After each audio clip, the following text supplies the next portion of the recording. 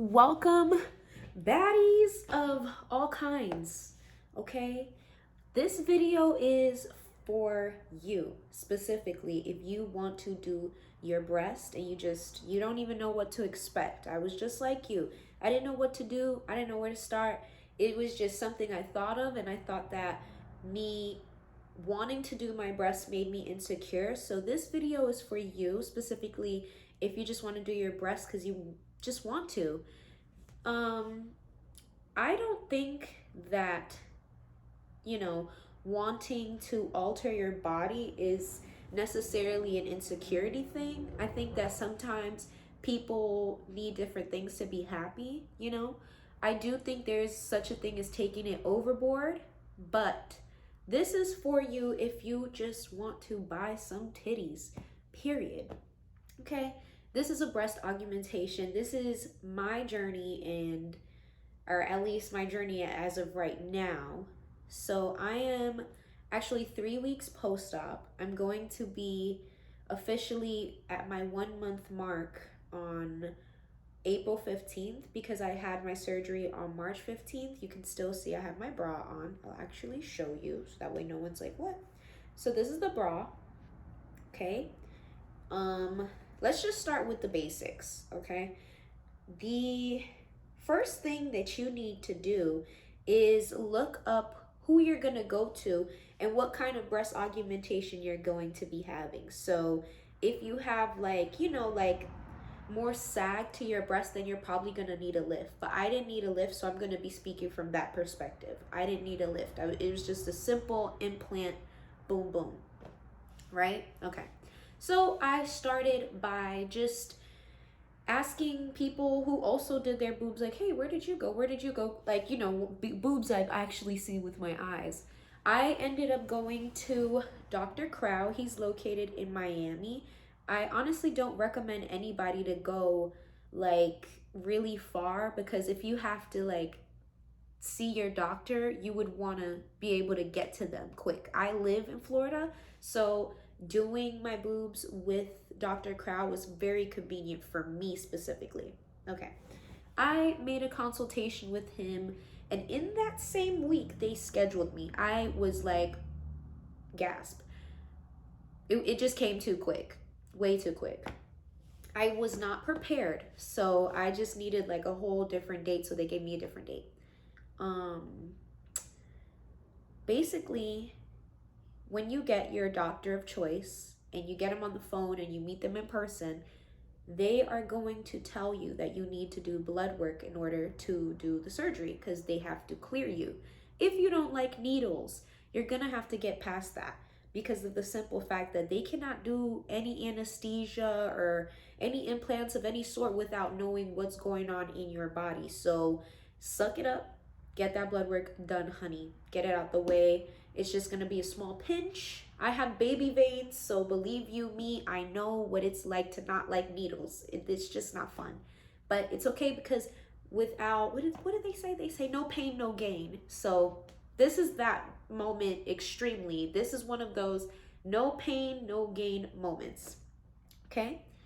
After you do your blood work and they clear you, they are going to let you know that you cannot drink, you cannot smoke for a whole 5 weeks, I want to say. If I'm wrong, look it up. But I know for sure from what I was told, yeah, I couldn't vape, I couldn't drink. So if you want to be on your city girl shit real quick, like honestly, you're going to have to put that on hold because you want to buy your boobs and you want to be able to do your surgery without any, weird complications. If you see me looking to the side, it's because I have my laptop right here and I have some stuff written down so that way I stay on track because I really don't want to make this a super long video. Okay, so after your consultation, after your blood work, after being cleared, boom, it's the day of the surgery. What are you about to do that day? You cannot eat. Oh yeah, you can't eat. You can't drink any water, nothing. Just nothing. Then I think the doctor's gonna come in, draw the lines he's gonna do. I feel like that part of my surgery date and the day itself was like the most weird part because it's like, don't touch me. um, but yeah, you don't know what's going on. Once the anesthesia's put in you, you go to sleep and you wake up with a brand new chest. So from that moment of waking up, that for me was like extremely painful. I was I wasn't regretful.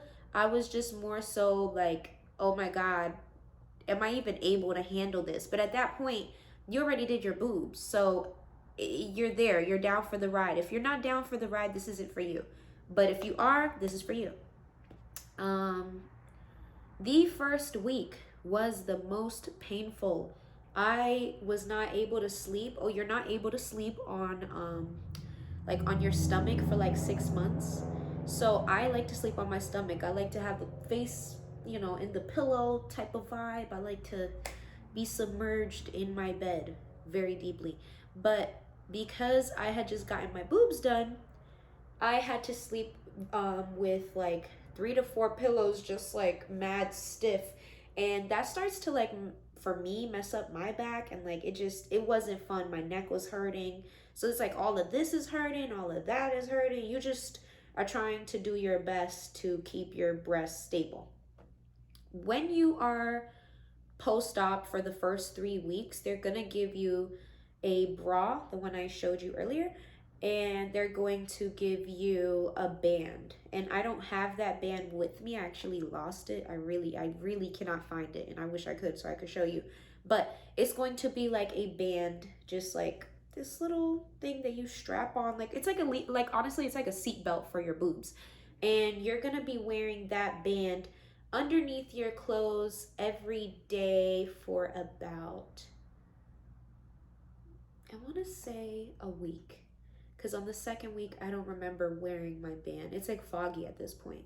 But yeah, I'm, like I said, post-op 3 weeks in, and I'm going to be a month on April 15th. So I am really happy to not have to sleep with the band, because you also have to sleep with the band. You have to sleep with the bra 24 hours. Like, you cannot take it off. If you want to take it off, you can wash it, dry it, put it back on though. Like, you cannot take it off. I was okay with like not drinking, or I don't vape or I don't smoke hookah. But if you do those things, you have to really mentally prepare not to do that at all before your surgery. Otherwise, they will postpone your surgery. So you're really just going to waste your time and wait longer. And the buildup, like the anxiety and the fear, like, all these things in your head, like, oh, it's going to hurt. It's just going to get worse with the more time that you spend not doing what you have to do so you could get your surgery out of the way. But yeah, I got 400cc. These are gummy bear implants. I prefer gummy bear over saline. Gummy bear implants are firmer. They hold their shape better. They're more natural. They're very squishy. I'm not going to squeeze my breasts because honestly, they hurt. They're tender as we speak. I can feel when I go like this. It's like, a lot. Okay. So let's do pros and cons, right? Like I said, cons, you can't sleep for the first week. It's just like they're gonna prescribe you, pain medicine and maybe some sleep medication, but it's like you just had a big ass surgery. What do you want to, what do you think is gonna happen? You're gonna be in pain. After 2 weeks though, because as long as you stick out your 2 weeks, you're gonna be fine. After your 2 weeks, that's when you can sleep on your side. So that is gonna be a nice relief from sleeping on your back. That's the con that's the pro to the con, my fault. And another pro is honestly just how extremely confident you're gonna feel. Like, I know I feel good. And I just honestly, I know that this top would not have filled out this way if I didn't get my boobs done, period. It just looks amazing. Like, and I have a bra on underneath, the bra that I like. Imagine I didn't have to wear that. I would look popping, more popping. Just looking at my laptop. Okay, so the pain. Let's talk about the pain. The pain is serious. The pain is just like, I mean, if you can tolerate it, you can tolerate it. There's a lot of people who say like, "Oh, you're only going to need 2 weeks." That's a total lie. You're going to need a month of recovery. So if you need to stop working and like, all these other things, you need to make the changes or the accommodations, I should say, to prepare to heal, because you're not just going to snap back like that. If you like to work out, this is one of those things that's going to get in the way of that. So that's a con for me. Like, I like to work out, I like to keep up with my body, I like to go to the gym. um I didn't like not being able to work out. However, with once you hit 3 weeks, you can start working out again. I will link a fitness video, like specifically for breast augmentation, in the description box below, because I really, really was so happy to find that video. I felt like that was just like a gift from God. And yeah, you can't do anything, you can't hold anything heavy. You cannot stretch your arms like too high. Like right now, this is the highest my arm can go. I cannot, like, maybe that's the highest, but even that, I'm pushing it like straight up. I'm just wilding. Um, what else are we gonna go over? I guess that's about it, actually. Yeah, that is it. Your consultation, get in the door, picking what kind of boobs you're gonna do. I prefer gummy bear, whatever the doctor recommends for you. Just, explore your options, explore like the different kinds of doctors. I'm gonna also put my doctor's name in the box, also, the bottom. Um, but yeah, you are gonna be totally fine, and I recommend it to anybody that wants to do this. I don't think you should do a size that's too big for your body. I think you should do something that is with your proportion. So if you're really small, do something like, but do what you want to do. This is about doing what you want to do and spending the money that you want to spend how you spend it. This doesn't make you insecure. If anything, I think this empowered me a lot. It's made me happier. And yeah, I can't see my life without my boobs. And I'm so happy that I did this. And